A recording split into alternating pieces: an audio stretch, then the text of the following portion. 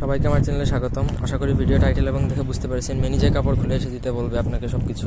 তো এটা হচ্ছে এমন একটা নজরবন্দি বশীকরণ, তার চোখের দিকে যদি এই নজরবন্দি যদি করেন তাহলে সে আর হিতাহিত জ্ঞানে থাকবে না।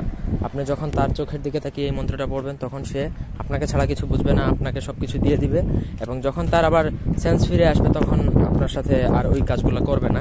তো এটা সাধারণত থাকে হচ্ছে আপনার 1 থেকে 2 দিনের মতন থাকবে, তারপর কার্যকর থাকবে, এরপরে এই মন্ত্র শক্তিটা উঠে যাবে। তবে আপনি ওই তার যখন সেই মন্ত্রটা প্রয়োগ করবেন তখন যদি আপনি তার সাথে কোনো খারাপ কাজ করেন তার জন্য আপনার কোনো ক্ষতি হবে না, সেও আপনাকে কোনো ক্ষতি করবে না। তো এটা সে বুঝতে পারবে না। তো ওই অবস্থায় আপনি চাইলে তাকে তারপরে এই মন্ত্র প্রয়োগ করে খারাপ কাজটা করতে পারেন। তো পুরো ভিডিওটা না টেনে শুরু থেকে শেষ পর্যন্ত দেখেন।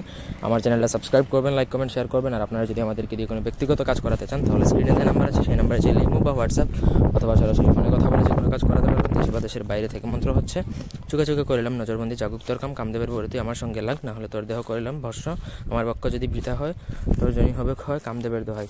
মন্ত্রটা যে কোনো পূর্ণিমার রাতে 108 বার বা 1008 বার যদি শুদ্ধ হয়, পাক পবিত্র হয়ে যদি মুখস্থ করতে পারেন তাহলে ওই মন্ত্রটা সারা জীবনের জন্য আপনার সিদ্ধ হবে। আপনি যে কোনো সময় যার তার উপর প্রয়োগ করতে পারবেন। এই মন্ত্র প্রয়োগ করার পদ্ধতি শুধুমাত্র একটাই, অন্য কোনো পদ্ধতি নাই।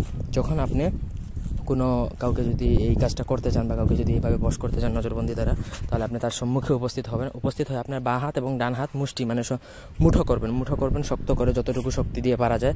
তারপর তার চোখের দিকে তাকিয়ে আপনি তাকে বশ করার উদ্দেশ্যে বা আপনি তাকে যৌনভাবে বশ করার উদ্দেশ্যে এই মন্ত্রটা আপনি মনে মনে পড়তে থাকবেন এবং তার চোখের দিকে তাকাবেন এবং আস্তে করে ঠোঁট থেকে আপনি একবার মন্ত্র পড়া শেষ হলে একটা করে ফু ছাড়বেন।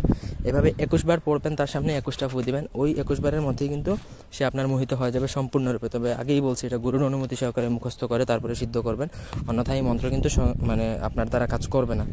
তো আশা করি বুঝতে পারছেন। তবে আমি আগেই বলছি এই খারাপ বিদ্যা, এইসব বিদ্যা না প্রয়োগ করেই ভালো। আমি জাস্ট শিক্ষার স্বার্থে ভিডিওটা দিলাম।